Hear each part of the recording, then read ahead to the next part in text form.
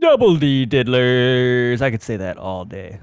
6 times. Double D W diddlers. diddlers. W diddlers. W diddlers. Dude, I can't even. I can't do those things anymore. Yeah. Since I lost the teeth, I lost Oh yeah, I forgot. Yeah, that's got to be. Got used to it at this point. It's weird because like people were like, "Hey, you're gonna have a hard time like biting foods and stuff." I'll eat an apple, dude. With no teeth. Fuck it. It does Fuck not that bother apple. me. Yeah. Hell yeah. I got strong bones. Weak teeth, strong bones. CJ, we got to take a minute. First of all, the first 4 matchups are in the books. They're ready to go. They're going to be on the polls. You can check them out on our Instagrams, Facebooks, yada yada. If you're listening to this anywhere but realpunkradio.com, there's a link attached to what you're listening it to. Yep, for sure. But before we get going with the second half of the second part of our musical madness in March, we got to do what we always do. We got to do the stuff. We got to get back to our roots, CJ. It's Mbop to the Top, an unauthorized autobiography of the band Hanson by Jill, the old cocksucking whore from back in the day, Matthews. Back in the day. Possibly still current. Possibly still currently. We don't know. Hit me up, Jill. What's up, Jill? What's up? We will have one awesome audiobook by the end of this book, but for right now, we are on page 14.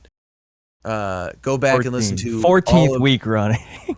Go listen to the last 14 episodes, and you can hear us doing an Mbop to the Top segment, and it all will come together one day and culminate as an audiobook read by CJ and mercilessly bashed by me.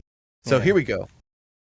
It'll be Hanson Mbop to the Top, an unauthorized audiobook of an unauthorized biography. I can't wait. All right, so we left off in a cliffhanger. I believe we were discussing. Wasn't it it was a quote from somebody? We didn't know who. It was the boys kind of discussing. It was going through them really learning and gaining their musical chops. Oh, it was Taylor and Isaac. Zachariah. Taylor and Zachariah. Or no, Isaac and Zachariah getting music lessons, and we didn't know what they were getting. You had to write time before that. Oh, it was Taylor and Zach. I knew because they're the younger ones. Isaac. Who is Zach? Zachariah. I'm sorry. Okay, I know what you're talking about. Yeah. Sorry. Piano lessons as well. Once again, go back and listen if you want to know what happened before that. Unsurprisingly, all 3 boys took to the instrument naturally. Wait, they all took piano lessons. They didn't train on the instruments they would eventually be famous for playing. I guess. Well, didn't you say one of them was the pianist? Yeah, that's Taylor. It plays the keys. He's the ivory. He's tickling the ivory, Taylor. All right. Taylor, the most natural of all, picked it up the quickest. In spite of all the talent, the time spent composing music, the encouragement of their parents, and their obvious love for it, until the very end of 1991, neither Ike, Taylor, or Zachariah really thought about performing, not outside the confines of their own home. That is, I bet they didn't think about doing much outside of the confines of their own home. Like, just judging by the last few chapters, and then, like, the year that they spent abroad that apparently was important enough to waste, like, an entire chapter talking about. I would assume that these kids didn't even have a Sega. They were, didn't they say they were homeschooled? Only during their brief stint abroad. Okay. So when they were in Tulsa, they went to regular school? Do you think they went to public school? Regular, a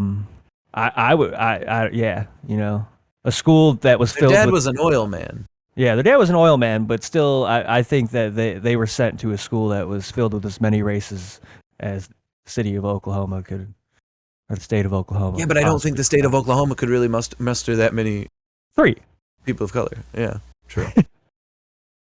Anywho. All right, where am I at here? I got lost. All right.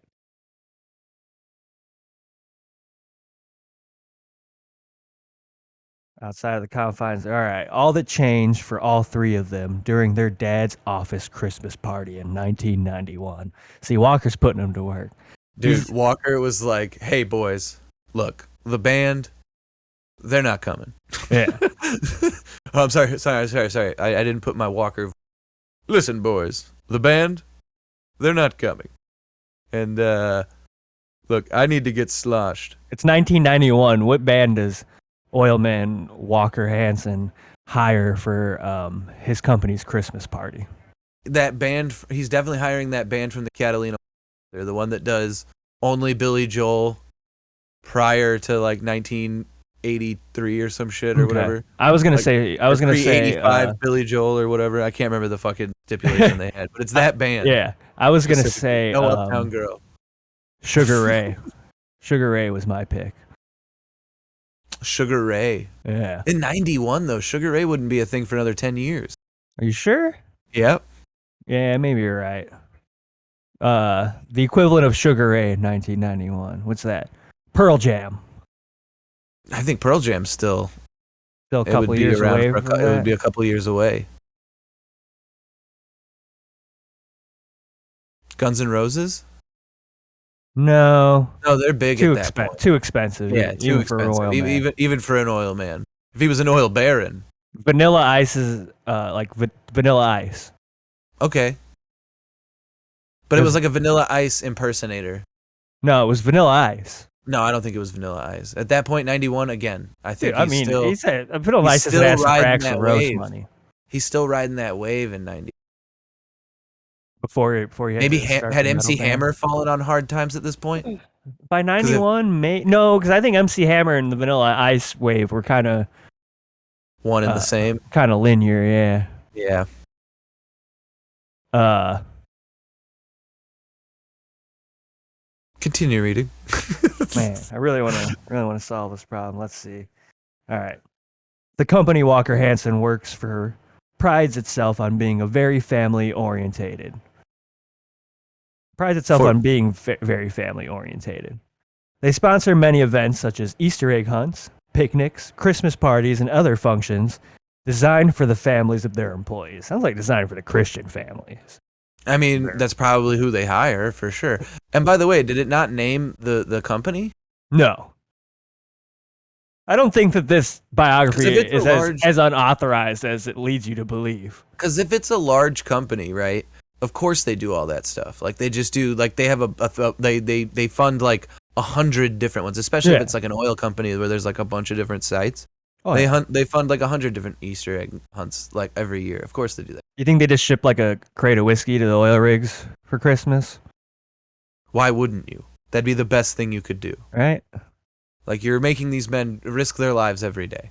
Yeah, just like a crate of whiskey and 3 pounds of weed. But again, I think we're really leaning into the idea that this is a there will be blood situation. Yeah. And I think we have misjudged that completely. All right. At the holiday party, and no one remembers why exactly, Ike, Taylor, and Sakura, all of 11, 8, and 6 years old respectively, suddenly decided to get up in front of everyone for an impromptu performance. How impromptu was it? Did they have instruments, or are they just going a cappella? I call bullshit. The chapter is called the a cappella years. They were like, "Hey, mom and dad having all of the people over to do." No, wait. They said it was like a function, right? It's a Christmas company. Christmas they said it was like a company Christmas party. So no. Here's the thing. They're like, "Hey, every year the band, like a little later on, always ditches their instruments to get trashed before the open bar closes. Here's what we do. We wait till the band goes to go and get their drinks. We run up there and we just pick it up and we do Jingle Bell Rock. There's 45 minutes of us harmonizing Amen and C. Oh, dude. Yeah, they all play one note. Yeah. Hold it.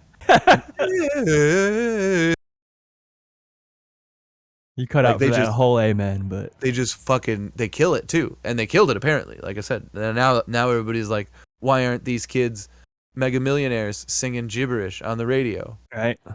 They're like, well, they're about to. Just wait. Just fucking wait. They hadn't specifically practiced for it, and they had no instruments. But the boys just lined up, snapped their fingers, and began harmonizing a few of the rock and roll oldies they'd learned so well during their time abroad. So these kids just kicked it a cappella. That's balls, man. They were rabbit at the end of 8 Mile, just like fuck a beat. I'll go a cappella. Mom And spaghetti. Mom spaghettied it like right there at the Christmas party. That's balls. That's balls. Respect. That's false. Yeah, there's some respect there for sure. They're musicians. They're musicians for sure. And that's how it happened. The enthusiastic appreciation from that audience fueled the Hansons' desire to do more. Yeah, the addiction. It's real, people. It is. I remember I was watching a 98 Degrees live performance on Disney at like 2 a.m. Okay. It wasn't even like I was trying to watch it. I woke up like with Disney on the TV. I'm pretty sure at, I've like, seen the 2 same a.m. performance you're talking about. Right. And like the 98 Degrees was on, and I saw them performing, and I saw like the crowd just going absolutely ape shit for these dudes just singing in front of a crowd. And I was like, well, I want to do that. Like, that looks like it'd be cool as shit. And He's got a nice butt. He must work out. Yeah. And an absolute monster was born. Like, just an absolute monster was born that evening. See, anyway. I never cared about like that. That's the part I hate about it. I just want to like make music, but that's just like comes with the territory. Right. If you want to do like original music, yeah, people got to buy it and shit. Fucking lame. All right, we got a little. Oh, we still got more. We got just a. I'm used to these half pages because we were at the end and beginning of a chapter. Yeah, we got a little chunk here at the end. As their proud father later told a magazine, that unrehearsed performance really got their juices going. That was the quote? That's the quote from Walker. Bullshit, he said that. Bullshit, Walker said that because it was. Say it again. What was it? That unrehearsed performance really got their juices going. So that unrehearsed performance really got their juices flowing. That doesn't sound like a thing. Yeah, that Walker I read say. him as more of a Chuck Norris type.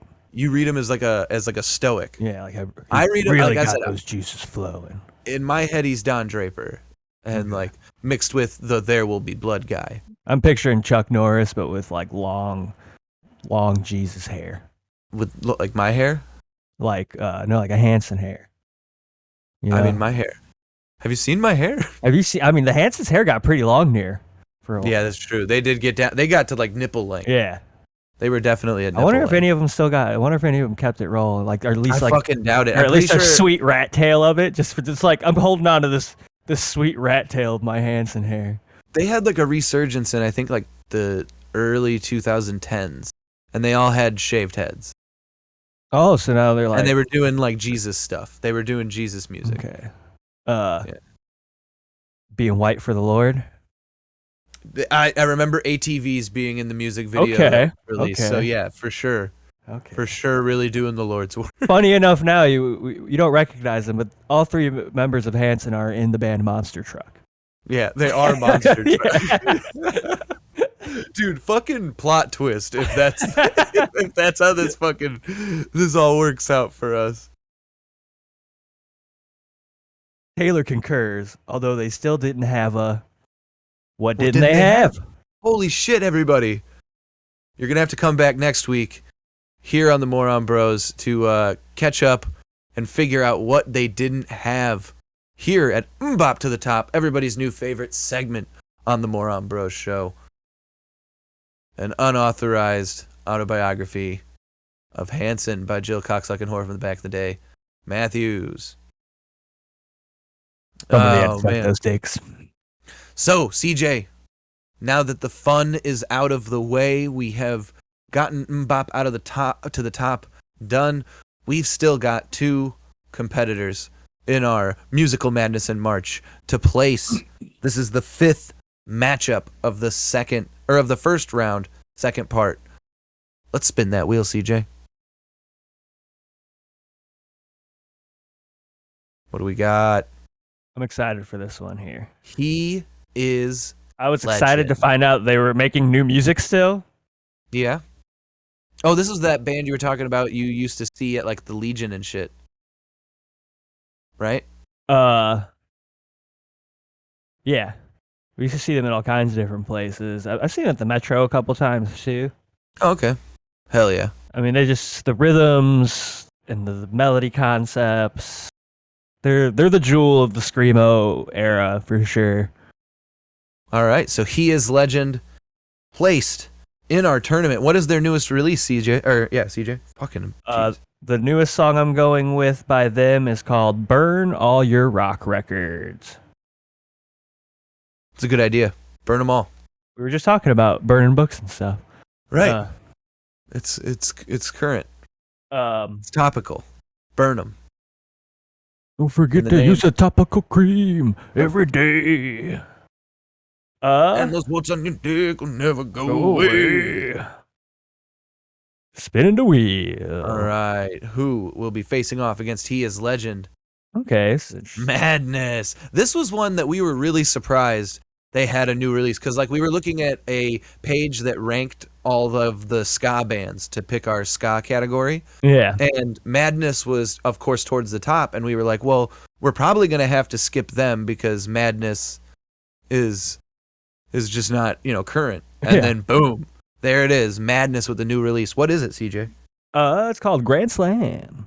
Okay. Oh yeah, wasn't it like all baseball? It was all baseball themed. I don't recall it being baseball themed, and I don't see the title of the song. I'm thinking about that documentary we watched. Probably. On Twitch. But I mean, I assume if this song is baseball themed, that is why I picked it. So yeah, we have He Is Legend coming up with Burn All Your Rock Records, Madness after that with Grand Slam. You're listening to Musical Madness in March, and this is RealPunkRadio.com, and we are the Moron Bros. Let's check it out.